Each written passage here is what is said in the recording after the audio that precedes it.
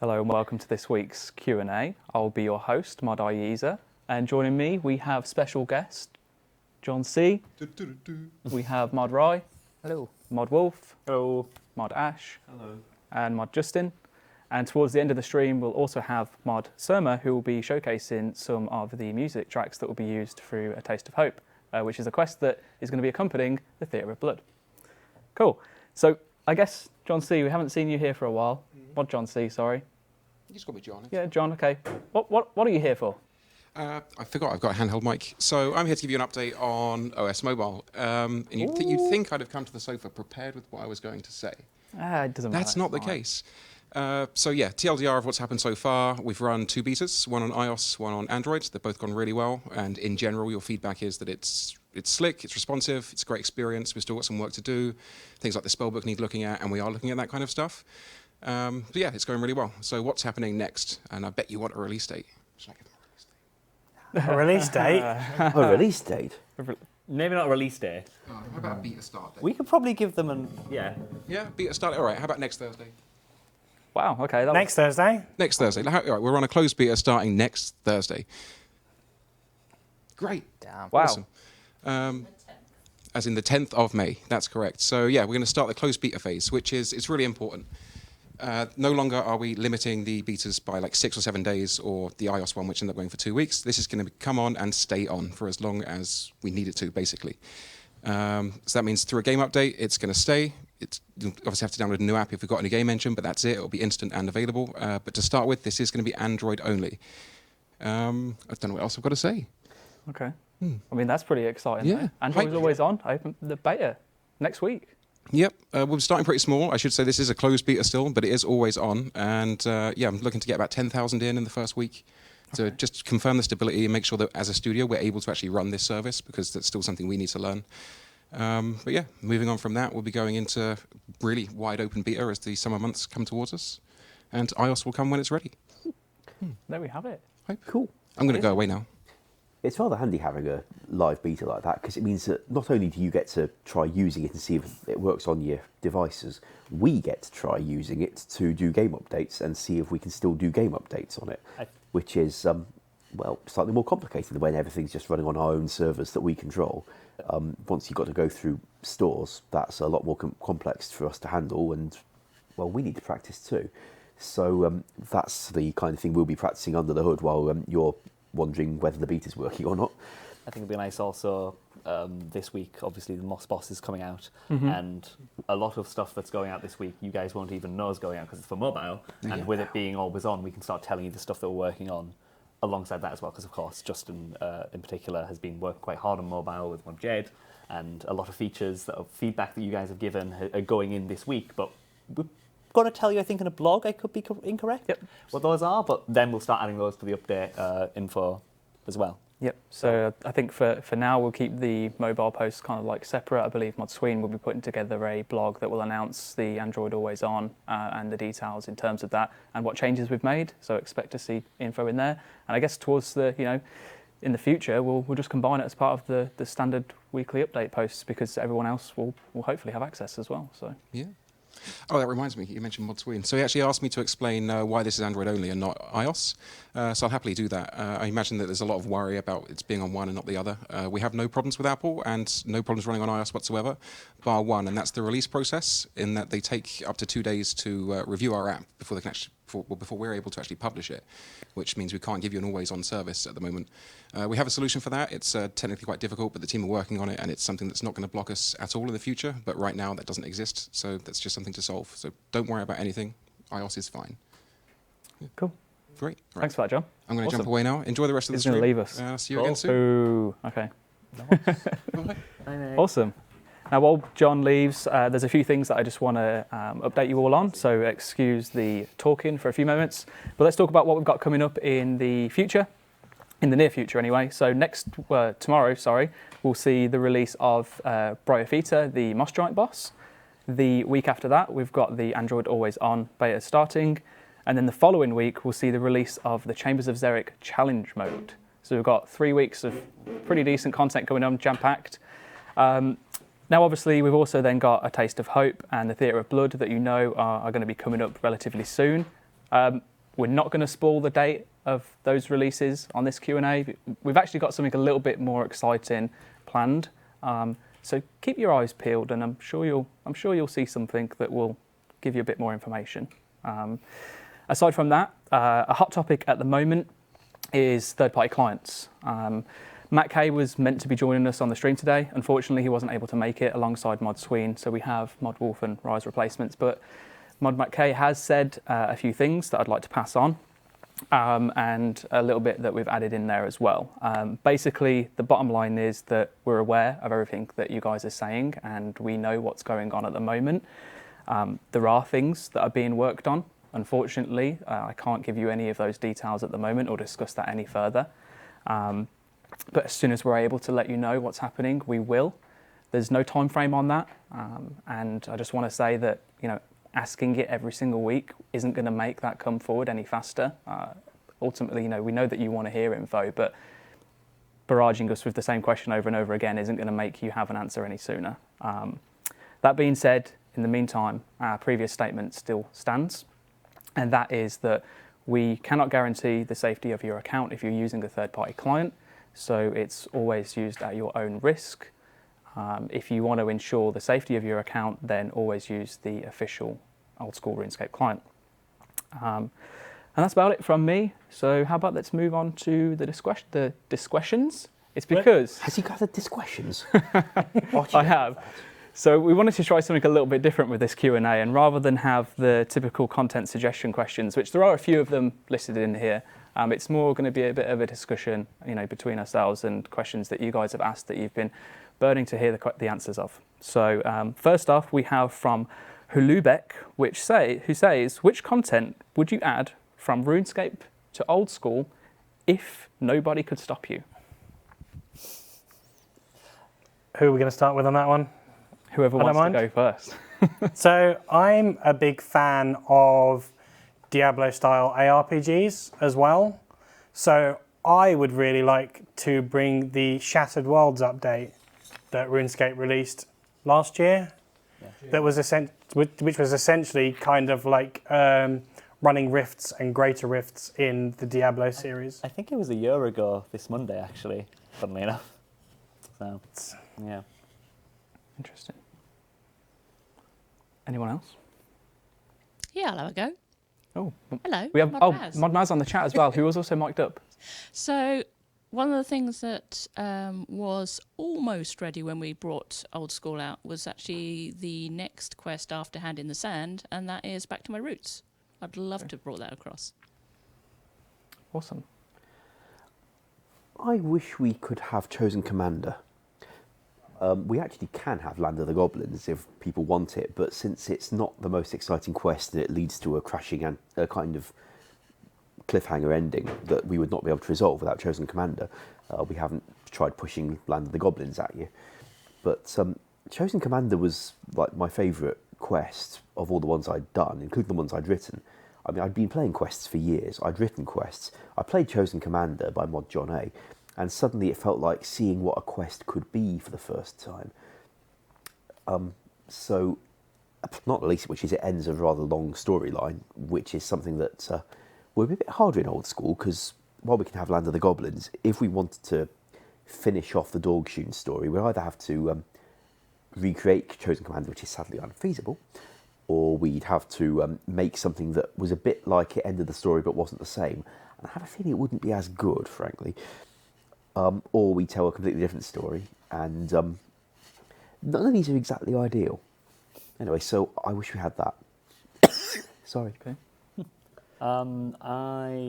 It's a hard question, because I feel as though we've already... One thing that we have the benefit of doing on Old School is having the hindsight of mistakes that the other team might have made in the past, or we can also pick and choose things that went particularly well and improve on those aspects. So you look at things like Superior Slayer creatures were originally from a RuneScape, and we took the best parts of that and the best parts of their drops, like the Vecna Skull, and we tweaked it to make it better and enhance that. And I think we kind of do a really good job of that kind of thing. In direct answer to your question of what I would like, I'm not actually too sure, to be honest with you. Yeah. But I thought I'd at least... Hey, that's the exact same answer that I was going to give. I actually don't know. So Modroy, anything from you? You I can don't pass. really know because like from like kind of 2012 onwards, I haven't really been kind of keeping up to date with what RuneScape's actually been releasing. Okay. I didn't want to So- say that, but also I haven't Yeah. been for the last like a little while. So I'd say probably kind of like pre 2012. It's gonna please probably Twitch and Reddit, but Soul Wars. Okay. Yeah. Actually, we should have said Stealing Creation. Oh, that would have been the win answer, wouldn't it? Yeah. Well, For what it's worth, there was something that I did in about 2009 that I would like us to be able to do again. I don't think they'd mind so much compared to some of the more controversial things. Runespan. But what I was thinking of is the ability to equip items and unequip them again in the bank. Letting you equip them is actually easy because we can stick extra options on things. We don't have quite a lot of the bags in the games. You can empty them, fill them in while you've got the bank open. Doing the same with equipable items ain't hard. However, to do it, we also wanted you to be able to unequip them again.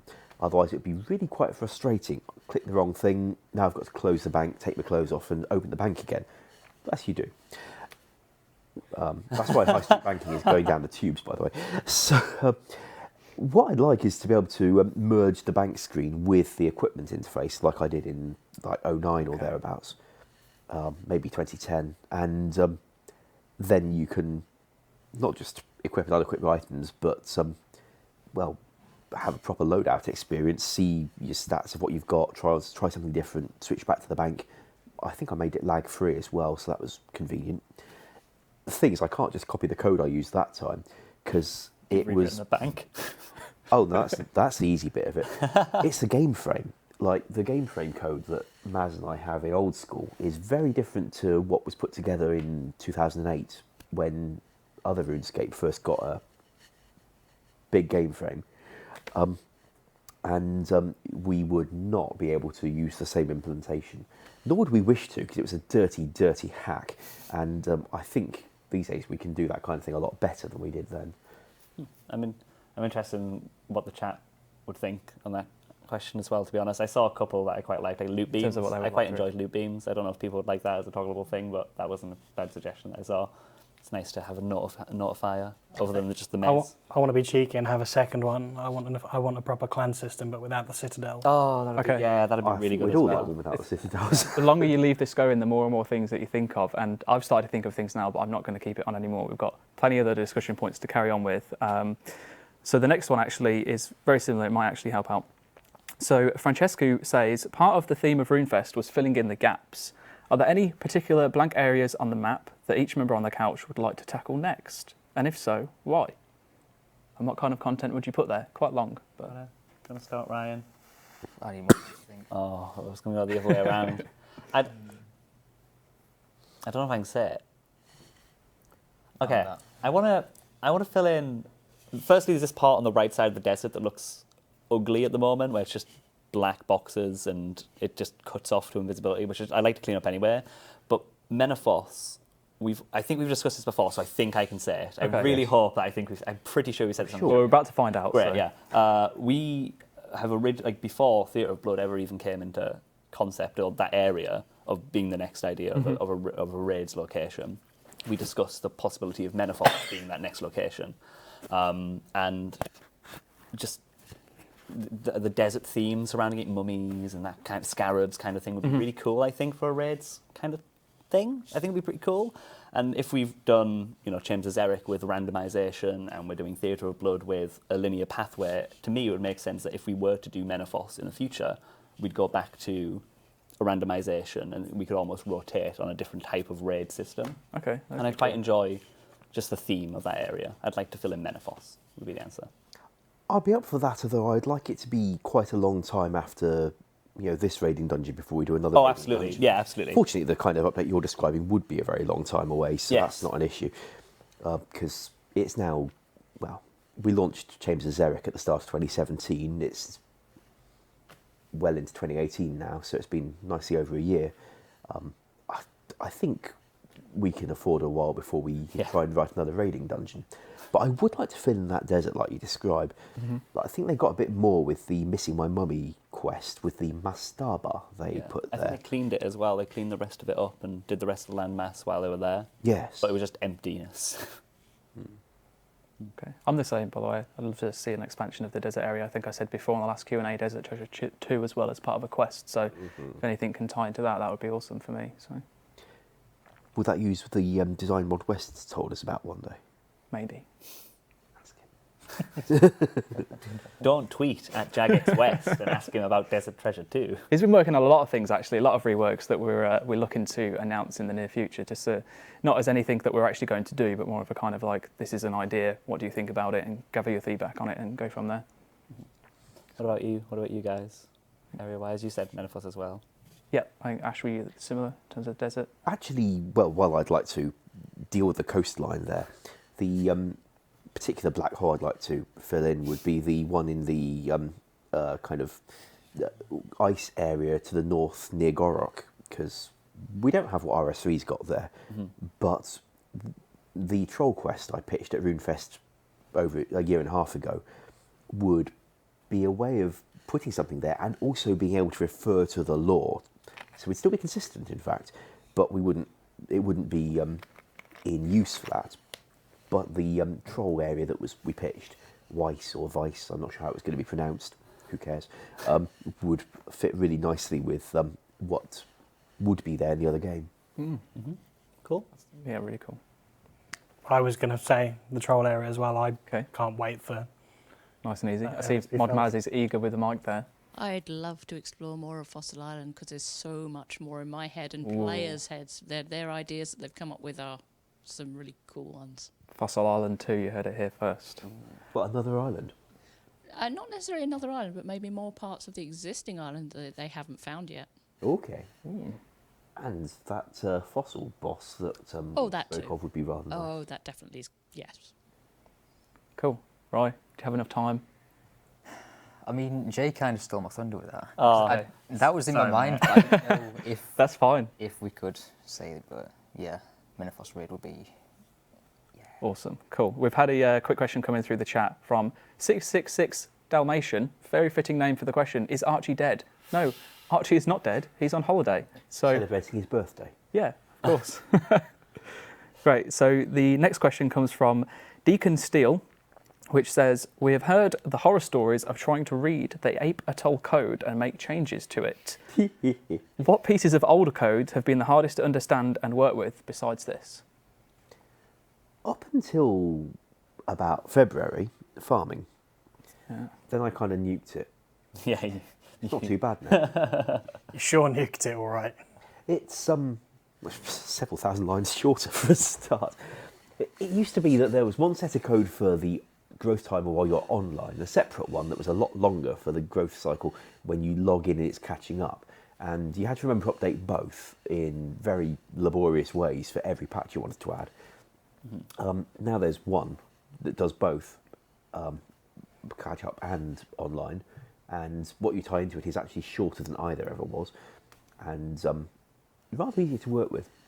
The thing about farming is that the developer who wrote it was dealing with a much simpler game engine than we have today, and that's saying something. So he had to have code that could work on all the patches. So he wrote a whole lot of stuff with getters and setters. So you get the patch into temporary memory, process the logic on the temporary memory, and then save it back to the patch's permanent memory on your save game profile. And that's using the language of 2005 actually didn't look very nice. Now we've still got that, and realistically I think we always will, because it's not really inhibiting us from anything, so we've no pressing need to rewrite it.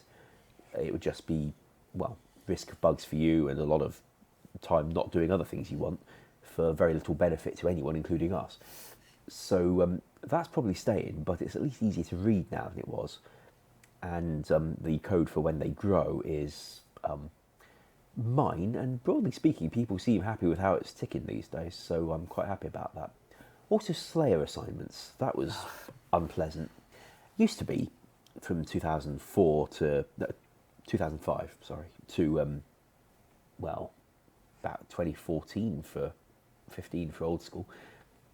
When a master assigned you a task, they'd check, can we give you this one? Roll a random thing for it. well, you failed the random roll, so can we give you this one? You failed that random roll. Can you give you this one? Actually, you're not eligible for that, so we won't roll that. Can we give you this one? Yes, you passed the random roll for that, so you get that task.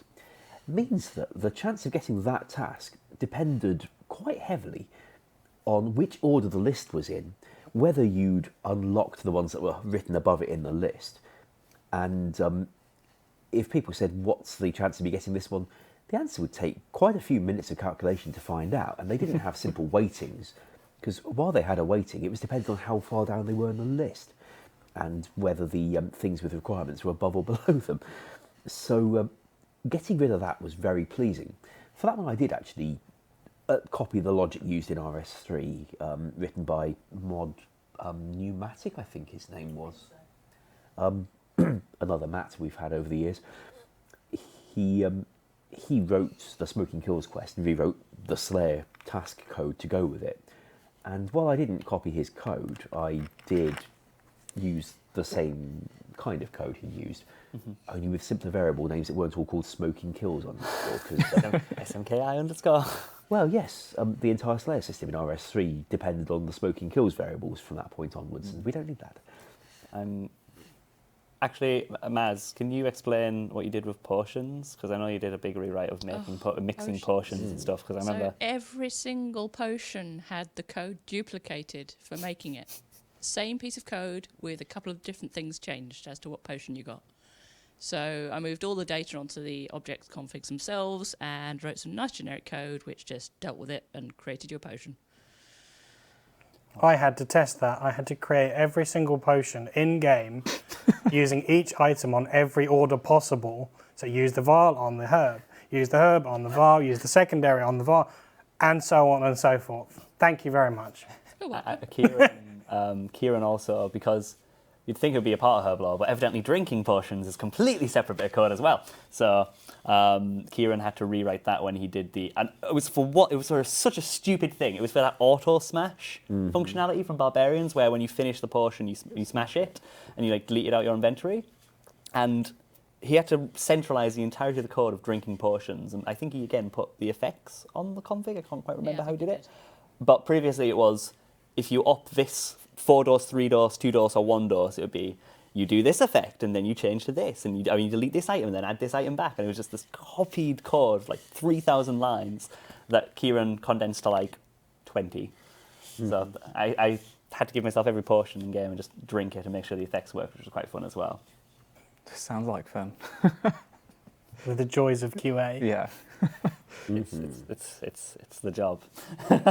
Mine would have to be either Barbarian Assault or Hunting code, the tracking code. The Barbarian Assault code's actually got a lot nicer since Mod Tom H went at it. Oh, good. I was so confused with Hunter code when I did the reset laying of trap thing, because I was like, why has this trap got an NPC and a lock and an object and it had so many different things attached to it. I was like, how is it working? And it's witchcraft is the answer. That's an interesting question in chat. Why no unit testing? Because we don't use Java, we use RuneScript. Yeah, we can't. It's not as simple as you'd hope it would be, software testing, sadly. I was going to say, there's nothing like playing Barbarian Assault on your own with all five roles. We did a few I'm pretty sure every time Barb Assault comes in, it just goes, hey, Rock, you did it last time. Can you do it again? Yeah. Yeah, I did enjoy the playtest that we did though, because we taught you how to play. You taught me how to play Barb Assault, and I was becoming professional. Yes, don't disagree. It's moving on in the chat. Yeah, so there is. Well, to be fair, you did start this with this. Yeah, is a regular. It's not going to be your same Q&A as always. It's it's not going to be this isn't a permanent thing. It's just a one-off that we're just trying out and just seeing how it goes. If you tweet us a question, we can happily tweet back yes. Yeah. Doesn't mean it's going to be done relatively quicker. Exactly. Yeah. It depends what the question's about, frankly. That's true. We can also say no. But maybe this one will be a little bit of a faster question. Jersey says, can we look into the barbarian fishing spots near the Chambers of Xeric? There's only 2 spots compared to the 5 at Barbarian Outpost. The 2 spots that are there are really spread out from each other, and they seem to move a lot more frequently. And then finishes off with saying that spot. Why can't I talk today? That spot was supposed to be a nice change of scenery, but it's not really worth going to. Archie can't pronounce. I think so. Properly. I did the same. We were recording for the Theatre of Blood video earlier today, and I just couldn't talk. But yeah, anyway, what do we feel? How do we feel about? Didn't Kieran mention last week that he wanted to adjust the barbarian fishing spots so they also don't stack on each other as well? Given what time he finished work and went home last night, I'm thinking he hasn't had time to do that. And I think he'll be on holiday for a little while now. So. Just attack the chat for asking questions that are pretty simple and not discussion based, and then you've asked this question. But to be honest, I said there's a mix. But we There can is look a into mix. that. We can look into it. Cool. Absolutely. We'd happily add a couple of more and maybe make them not move as frequently. I'm pretty sure they move the same frequency though, but I think it's because they moved further. it feels Different. Cool. So the next one comes from Smunt B. Can Rath Runes act as a combination Death and Chaos rune? PKing effectively on normal magics takes a minimum of 6 rune slots when not risking a rune pouch. Normals is already weaker in terms of DPS, and having 4 less food / brews than someone with Ancients is a big disadvantage. I'm just going to straight up and say no. I mean, personally. I wouldn't mind a combination room for those things, but the issue when an item exists in game already and you give it extra functionality is that those items already exist in the game. Yep. And you don't lose a sync that would in turn then create that. So if you were saying, hey, could we have take a Chaos Talisman to the Wrath Altar and use Chaos and Death runes with a Wrath rune to create a new rune that combines them, then I'd probably think about it. But just straight up buffing them, I think. Just straight up buffing it is insane. Like, no. Cool. Okay. There's a question here that I can't ask because Matt K isn't here, so sorry about that. PM me your feline. Interesting. A question from Ronan, aka ML Goody. From your perspectives, what are the most problematic pieces of content in the game, and how might you like to resolve the issues they pose? Oh, this is a tough one. Damn it, Ronan. I think So I would probably say that for me, we've obviously got the integrity stuff, so let's not worry about those because we know that we have, we've announced that we're looking at those. Quick update on that. We're still going through the feedback, making changes that are based on your feedback and going through the death mechanics survey. I think we covered that last week. I would probably say that I would like to look at the rewards from Nightmare Zone and how they're obtained. I don't like the fact that they're from Nightmare Zone. I think Nightmare Zone in itself is its own kind of like little thing. Some people see it as an issue, some people don't.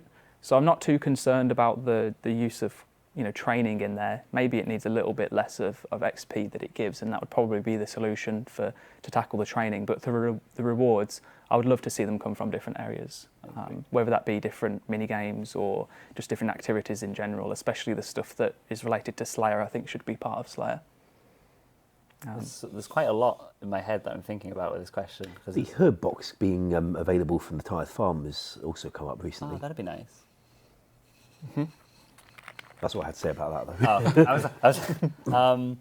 I'd probably say, because there's so much that we're inadvertently wanting to tackle, we just don't have time. I think my top one would probably be, it was on the tip of my tongue and I forgot it. A blister. No? Drop tables? Thank you. Drop tables. Oh, read your mind. It was. You got me. Because I was like, Death System, but not that one. That one's there too. Drop tables. I don't necessarily know when we'll have the time to address them, and it's something that comes up relatively frequently. But just generally bringing down the overall amount of golden items to just as a percentage, because even then it does something to the economy. If everything has 50% drop table change, like if everything is halved in the game, there's not really a direct impact per se, but it makes the value of gold go up because things stretch further. But it wouldn't be as basic as that as well. There are things that we'd like to completely make better, like Grotesque Guardians come up all the time still, compared to Gargoyles. Probably drop tables would be my top one that we are kind of looking at, but when we get time. Yeah. Cool. It's never too late. Don't say I saw that in the chat. It's never too late to change an economy. Okay, and it's not even in that bad of a position anyway. God, it sounds like Greece. Holy, wow. For me, it has to be high-level combat weaponry. I think that over time, and with the stuff that's come out, high-level PVM, with the exception of the Inferno, doesn't really carry difficulty anymore. And for me personally, having that difficulty either back or in some form or another. Good job. It used to be the fact that you could go and you'd be lucky to get 50 kills without having to leave. And now you see some people that use all these different methods with all these different weapons and go for hundreds of kills without having to leave the boss. It's true. I mean, it's definitely a fact, whether it's because, there's no denying that gear's more powerful now than it used to be. But at the same time, players are a lot better than they used to be back in the day. So people play a lot more efficiently, they know the meta, and they pretty much know what they're doing. Just on that point, I think it's worth reiterating that we've got the Theatre of Blood coming out very soon. And from what I've seen and from what we've discussed, I believe it's going to be a little bit of a challenge. And I can't imagine that they'll be farming that one very fast for quite some time. I think eventually they'll figure it out like they did with the Chambers of Zerek. But it's interesting, so I can't wait to see what people start doing when that comes out. So I just stole that little section. That's right. Apologies. Anyone? And of course, death. But we ran that survey about that, so I look forward to seeing what you're okay with us doing to it. For me, it's construction. So I love player-owned houses, but the way we train construction is create the same thing over and over and over and over again. It's so fun. So yeah, I'd like to get some better ways of training construction. I wouldn't want to remove player-owned houses. There wouldn't be a lot of construction if you did. This is true. Anything, Ryan? So for me, it'd probably be the catacombs. Okay. Like purely just because the amount of slave XP per hour you can gain in there. Like, what is the max now? Like I want to destroy that place so bad. 80k, is it?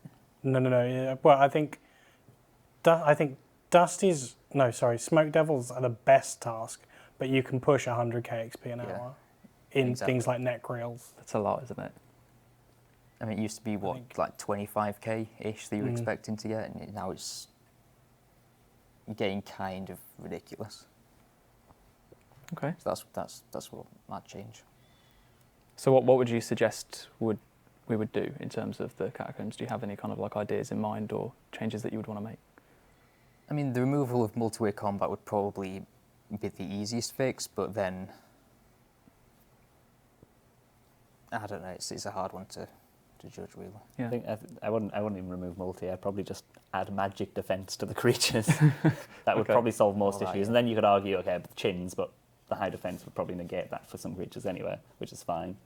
But I'd also like to move them so they're not necessarily as close to a bank, because I think nearly every single drop down into the catacombs is probably about 20 seconds from a bank. Yeah. Okay. And just to reiterate to appease you guys in chat that this is everything that we're saying is just a discussion. These are things that are our own opinions as individuals. It doesn't necessarily reflect the opinions of the entire team or of the community. It's just, this is what we think. It doesn't mean that anything's going to change or anything's going to happen. Pretty much just putting that out there. For the record, I like the catacombs. I'm just going to put that out there. Yeah. I quite like them, but that's just me. Yeah. When you like it or not, death is going to happen to you in real life, even if we don't do anything. Wow, how dark was that? Yeah. Whoa. On that note, Thanks RS asks, what content did you struggle the most with? And not necessarily code-wise, but also balancing. Well, given the list of things we said we didn't feel we balanced very well, see previous answers, I'm thinking. Okay. For me, it was the new version of Deadman mode. I was tasked essentially with balancing the new tables that went into the latest season of Deadman. And for me, it was kind of like, I have to get this right. I cannot get this wrong, otherwise it could just ruin it completely. Okay. So that was more like a nerve-wracking moment as opposed to... Yeah, kind of Well, like a lot of pressure. It's not hard to change drop tables, but when you have to get it pretty much spot on. Mm-hmm. Okay. Is there anything else? I think anything that involves multiple players becomes quite challenging for us because, when you write a piece of code that's meant to be used by more than 3 people simultaneously, it becomes rather hard for a single person to test, like you were saying the Barbie Assault earlier. And the Deadman thing in particular would have been when you go through the different arenas in the 1v1 bit at the end, that was really rather hard for them to test, I'm thinking. Yeah. And I do not personally enjoy trying to write that kind of thing. On the other hand, I would very much like to have a go at the PvP arena we've talked about. There's an inevitable problem with balancing in general with QA where we're not as good as you guys, like really not as good, and we can only balance to the data that we have. So if we presume something to take this long, we have to balance around that number. We usually say, okay, and add or take away 30 seconds from that time, or take away even a minute, like insane numbers as a percentage, because we're like, you're going to do it better than us. You have to balance around that. And if the next day, I don't know, Wooks ends up walking Vorkath, and all of a sudden the speed is 3 times what you expected, you very quickly go, didn't really expect that. Thanks for finding that. But Vorkath was a big problem, and it's still kind of a touchy one at the moment, I find, with some people. It's really odd, because you also need to balance this expectation of, is it too good or is it too bad? Because you're always going to upset somebody. It's either going to be too powerful or too weak. There is never a perfect harmony when you're adding a top tier thing, because should it be better gold than the current best gold because it's got a quest requirement? Should it be less because it's technically slightly easier? Is it easier? I don't know, but It's not just playing games. yeah. It isn't. I spend like 30% of my time on an Excel sheet. It's not fun. Cool. Unless there's anything else, I'll ask the next question. Cool. So it's an interesting name. True to Frohi says, now that we have the special attack orb, will it be possible to toggle it on and off in the future? Well, considering we actually polled specifically that we wouldn't, that whether they wanted to have that functionality or not, and it failed, it would have to be polled again. Is that referring to toggling the orb on and off, or toggling the spec on and off from the orb? Ah, How about let's say both? What if we were to look at toggling it so that you could actually remove just the special attack orb I itself? think that's what they're asking. That if sounds that's what like they're the asking, absolutely. Yeah. Awesome. Okay, cool. And how do we feel about if you were able to click on it to make it use the special attack? Please, Lord, no. Well, Yeah, I'm gonna it say didn't no. pass, and I don't like it. We'd have to repoll it at the very least. Cool. There we go. There's that one then. Mikey says, why don't Aviances drop euconomical keys? I don't know if that's Ecumenical keys. ecumenical. Thank you. In the Wilderness God Wars dungeon. Is it a law reason, or was it to restrict money making whilst collecting keys? At the time, the Aviances up there had the unique drops of the banknoted Addy bars. It was not felt that they needed to be given this as well. Then we started putting the banknoted Addy bars elsewhere, so it became less unique. But we didn't have a pressing reason to change the ones in the wilderness at the time. At the time, like you said, it's if you have several creatures to kill and one of them gives the thing and more, you always kill that one.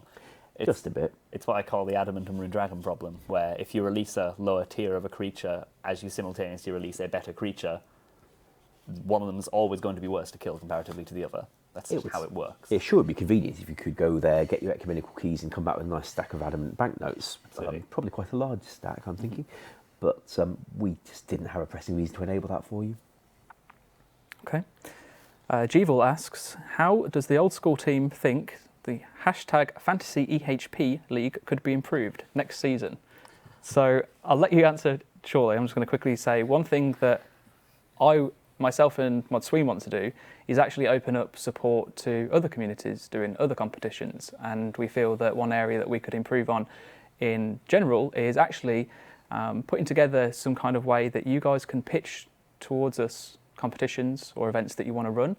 And from there, we can come back to you and say, this is the level of support that we can provide. And I think having kind of like a more formal process involved with that would help out across the board. In terms of the actual league itself, I'm going to be honest with you, I am so not well enough with high-level skilling to be able to comment.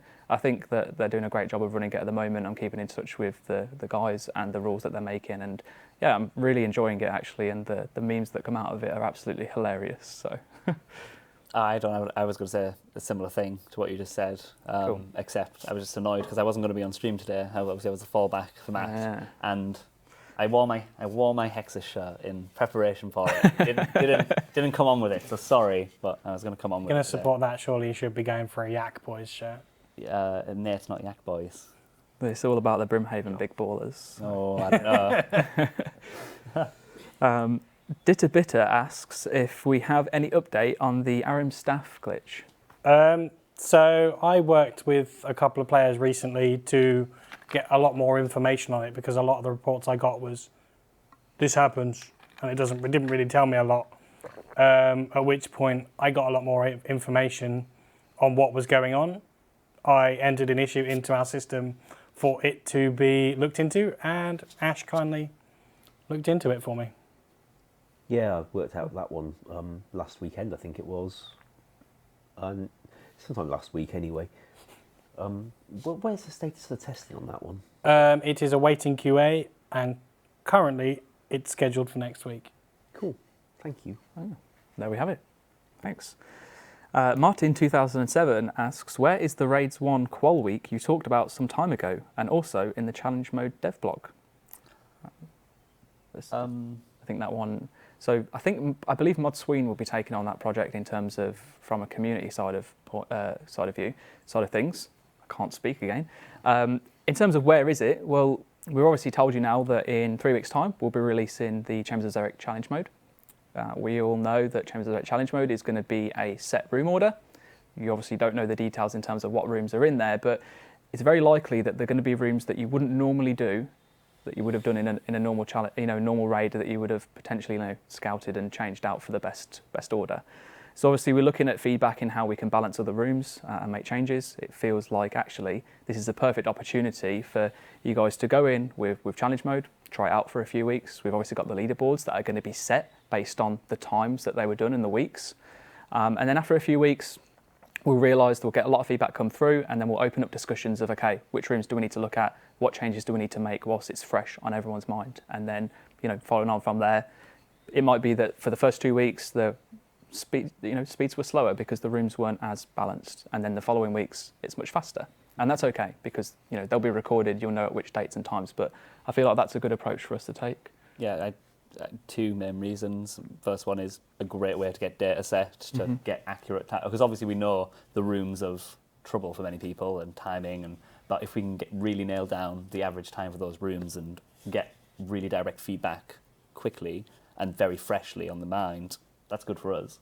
Secondly, truthfully, we're very busy. People are currently working on other things at the moment, and until probably, I'd say until after Theatre of Blood would be the earliest that we'll get this, if you want me to be honest. Yeah, in all honesty, it's probably most likely, especially given the kind of schedule that we've just kind of announced and everything else that might come up in between then, or after then actually. Cool. I've lost where I am. This is the first time I've lost where I am. I'm doing it's the Chris Archie curse.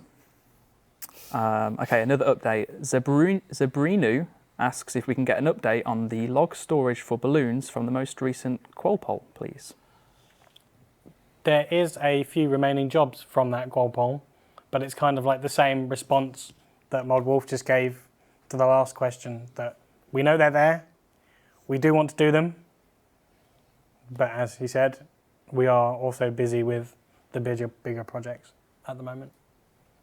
Okay. I don't want to seem like I'm just shunting it off as well, by the way. It's not like we're busy and we're just saying that. I mean, every single developer we have right now is dedicated to a project that if they don't work on, it won't go out, that you're expecting as well. And it's just a long list of things that you're expecting. Sorry? Okay. I mean, I think we've said before, we obviously have priorities of pieces of content and when they're going to be coming out and things that we've announced. And there's always new things coming through from the community and some really great suggestions. And the ones that are really high impact in straight away, we'll look to do if we possibly can. I saw a suggestion in the chat from Rixtus, I think it was, to get more stuff, which, that's actually taken up quite a lot of time as well. Maz has spent a lot of her time lately reviewing CVs and getting interviews organised. Kieran and Jed and Ed and I have been doing a lot of those interviews and sending people the things that come after them. We hope to have more staff on this couch with us. It's not that far away now in the case of one guy. Yeah, end of May, I think it is, isn't it? Marvellous. Maybe. Potentially. Maybe. It'll be a new And we're one. still hiring another, I believe. We are still recruiting beyond the one we've got an offer out for, and other roles are needed as well. Check the website if you want to see what we're recruiting for. Jagex.com/jobs. It's careers. Is it careers now? It's changed. It's always been careers. Has it? Yep. I've always known it as Jagex Jobs. I see him moving on Yep. in my head. So, interesting discussion point here from Rob Volpeltongs. With such a critical and oftentimes harsh vocal community, how do you and the rest of the team cope and keep motivated through all the criticism and general unpleasantness you all receive? Cry myself to sleep every night. Copious amounts of... I'm kidding. No. I think I just end up playing more RuneScape. For some reason, I just don't get out of it. You just play. I think the biggest thing for me personally is just... At the end of the day, you're just really passionate, and it's hard to have to remind ourselves that when you sometimes say things that are so not eloquently put. But at the end of the day, you're only saying those kind of things because you care about the game. Yeah. And similarly, we care about the game and you as well. Without you, we would cease to exist. We wouldn't have a job. And it's to many of us, it's more than a job. We love this game. Mm-hmm. I'm going to stop there. Yeah, I think that pretty that's much fair. summarises it. I think the only thing that I would add on to that is that, aside from everything else, is that yes, there's a lot of feedback that comes through, and we know that you guys are passionate. There's also a lot of like really, really, really nice comments, and those ones stand out so much more. And when you read them, it kind of like goes, do you know what? Actually, it was worth it. And that's probably what gets it for me is that we look through. I just kind of like look past the things that aren't worded as well as they could be, in my opinion, and then try and get to the, what is this? Why are they upset? Why are they frustrated? And why is this message coming across the way that it is? And then, so as soon as you've dissected that, you actually realise, oh, it's because of this problem. Well, let's fix it. And then, hopefully we fix it. And before you know it, it's like, oh, cool, you fixed it. That's great. I wish they said it in a way that didn't start like that. But, Yeah. Like, why are you so stupid that you've done this thing? Like, please explain why you're so stupid. and it could have been worded as, Well, why did you do this thing? At the end of the day, you can get that they say what the thing is on a good day and what they don't like about it, and maybe there'll be something we can do. And maybe sometimes you tell them why it is the way it is. At least they know you cared. I was going to say, you should be glad you don't read the bug reports. I've seen it. They can be pretty awful. Yeah, pretty. A long time ago when I was in QA, I got a bug report in from a player saying, such and such happened to me, I don't like it, and if you don't give me my stuff back, I'm going to go to Andrew Gower's house, the founder, for those who are new to the community. I'm going to go to Andrew's house, I'm going to slit his mother's throat while she's sleeping. Now, I wasn't too fussed about this in particular because I knew for a fact that Andrew, being in his 20s, didn't actually live with his mother, so any such attempt would not work. Monka S. Oh my Well, God. Yeah. But anyway, the player was really, really angry and chose to, express themselves that way with actual murder threats against somebody who doesn't program for RuneScape. Anyway, sorry. Well, that serves you right. Anyway, I banned the player for a week to try and encourage them to rethink how they report bugs. Andrew found out and was actually a bit annoyed at me for not doing it permanently. In retrospect, I could probably have justified that and also forwarded it to the police. But it probably wasn't intended seriously. Of course, some people say things not intending to be taken seriously and find that they get penalised for it anyway. Perhaps they should rethink their sense of humour. Yeah. Wow. So I'll just do one more quick question before we bring on Mod Surma. I want to ask a few quick fire questions and then we'll get onto the track that is we're going to preview. A player has asked, do we feel like holiday events are worth it? I do, but because they come out of the game very quickly afterwards, I don't at the same time. They're fun to do, and I enjoy working on them, but the fact that they only exist for 3 weeks and then they're gone is the kind of bit that I don't like. If players were more okay with them having reduced graphics budgets, like before we got Mod Ghost and even Mod Alfred and you and West, we still were putting out events at the holidays. They were smaller. Yeah. Easter 2015, we didn't have a lot of time available because Mod Ghost had to work on other stuff at the time. So I wrote the Easter event using recycled assets, but it was a completely new story. And even the fact that the assets were recycled made sense. The Easter Bunny said he'd got this kind of flamethrower thing adapted from something Django sold him on the cheap. So that's why it looks like the Ghostbuster from a previous thing Django used. And we're not short of projectiles for these kinds of things. Mm-hmm. If people would be more okay with events that have new content but do not require 2 weeks of somebody making a new wall kit for Santa's office for you to just stand in and click on his desk, I think it would really let us do the traditional kinds of events that people expect without it locking up the team for a huge amount of time. I was really surprised at the amount of people that said no in the chat when it was asked if it was worth or not, because one thing that I always find interesting is with holiday events, you look at RuneScape and they stopped doing them for quite a while because similarly, you know, as other people in the chat have mentioned, it can be seen as a waste of dev time. But now that they've stopped doing that, they've reverted back to doing them because people have missed them. Mm-hmm. And I don't know if you guys would feel the same as well. I would presume you probably would. It's one of those tradition things, I feel, as well, where we've always done those events, and it feels weird if we were to never get something like it. I could be wrong, though. Maybe we should, if we can get a straw poll, that would be great, nice, if you're able to. And whilst we get that, if Mod Surma, if you want to come and join us on the couch. Hi, Mod Surma. 1, 2, hello. Hopefully the mic's working there. Think so. Are we working? Awesome. We're all good. Awesome. Okay, awesome. So what do you do at Jagex? What do I do? I'm the junior audio designer. So I create lots of audio assets for both RuneScape and Old School RuneScape now. Okay, awesome. So you've been involved with the Theatre of Blood. What exactly is your involvement in that? Right. So again, it's just literally creating lots of new music tracks. We have lots of new content which is being kind of pushed out, which is really great. It's great to be kind of part of and contributing again to Old School. So we've got lots of new audio assets, new music, new sound effects, which is going to make the whole content way more engaging and way more immersive. Awesome. So are you able to tell us how many new tracks are going to be coming with the Theatre of Blood and the Taste of Hope? There's a lot.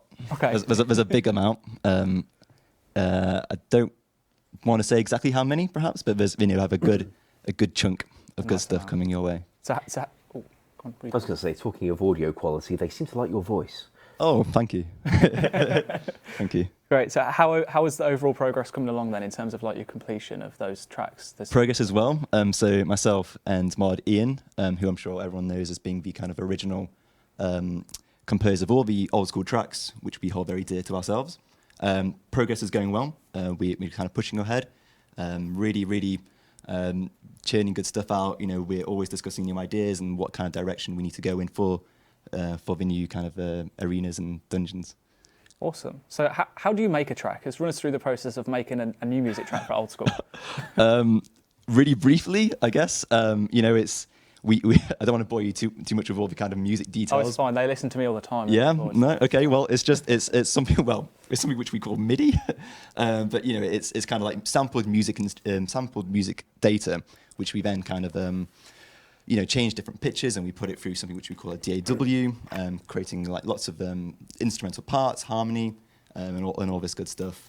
It's quite an interesting process. If you want to talk to me, just I don't know, tweet me or something. I don't know. It's at Jagex. Jagex at Jagex, yeah. Awesome. There's a cheeky little plug for you then. Yeah. Okay. I guess last question from me then is: can you tell us one interesting fact about one of the tracks that have been created for the Theatre of Blood? Perhaps I think the most interesting thing about the Theatre of Blood, maybe personally, because it's the kind of tools that we're using is all quite different from like modern day tools. So it's definitely a new learning approach, a new learning direction as well. Yeah. I've got to really kind of think about how I'm going to approach this. But I think the most definitely the most interesting thing is perhaps how you create the sound effects, because they're all kind of digitally created, not organic. So they're not kind of real sounds. So you have to kind of really create things using. Again, I'm boring you with all the details really, but all kind of like all these kind of different waveforms to create organic sounds. And it's all interesting stuff. Again, if you want to tweet me, you can. Awesome. Yeah. No, that's really interesting. So that's at Jagex Surma. Thank you for that. We've still got a couple of minutes, so I guess we'll fit in a few questions. You're welcome to stay on the couch if you want to carry on. Yeah, absolutely. We've got some straw poll results for you. The straw poll results, yeah. I think You set me off. Something's broke Ryan Wolf. Yeah. I don't know what it is. do you know what I'm doing? I'm being a Carry professional on. host and I'm ignoring it. I might not be able to speak, but I can definitely ignore people. I'm good at doing that. So, one of the straw pods here, straw pods? I told you I can't talk. One of the straw polls here was, should we fire Mod Ayeza? 39% of you say who. So that's great. We won't go on to say how many people say yes, because, well, the only responses other than who were yes. So I guess because who was the most popular, actually they don't want to fire me. No one voted for yes. Thanks. Great. And in terms of the Keep holiday events coming, 57% of you say yes and 43% of you say no. We should have time for one last question, which comes from fermented eggs. Does driftnet fishing on Fossil Island have a chance to give the heron pet? Pretty sure it doesn't. Underwater pets would not go so well. I actually found out the other day that seaweed has the chance. I think, other than seaweed, though, underwater pets, no, you can't. But if you were to take a thing or an activity to underwater that would give a pet, then you could also get a pet that way as well. Does that make sense? Yeah, I can see why we wouldn't have plugged it in for the new underwater thing, but farming patches kind of just do it anyway. Also, if you were to mostly kill a boss and then go underwater and then have somebody else finish off the boss, but you still get the loot and the kill credit, No. if you get a pet on that pet roll, it'll come to you wherever you are. We could have restricted it because, you're underwater, you can't have your pet, but that'd be kind of harsh. And the example I was thinking was just if you take Wintertog crates underwater, yes, you can technically get a phoenix there underwater, and seaweed you can get. Ooh, who's It's going an incredible waste of your time. to be the first underwater phoenix pet achiever? I want to see that. It's a And will they challenge. stay there forever, just taking screenshots of themselves, so that since once they've gone back up onto the surface, they won't be able to take it back down again? Interesting. Well, that, however, leads us to 6 o'clock, which means it's the end of the live stream. Don't go anywhere, though, because we are about to show you a upcoming track called, I think it's Welcome to the Theatre we've gone for. Welcome to the theatre, yeah. Perfect, which is going to be released alongside a Taste of Hope, which is the quest accompanying the Theatre of Blood. Enjoy, and thank you. Sorry about the coughing, by the way. I ran out of tea.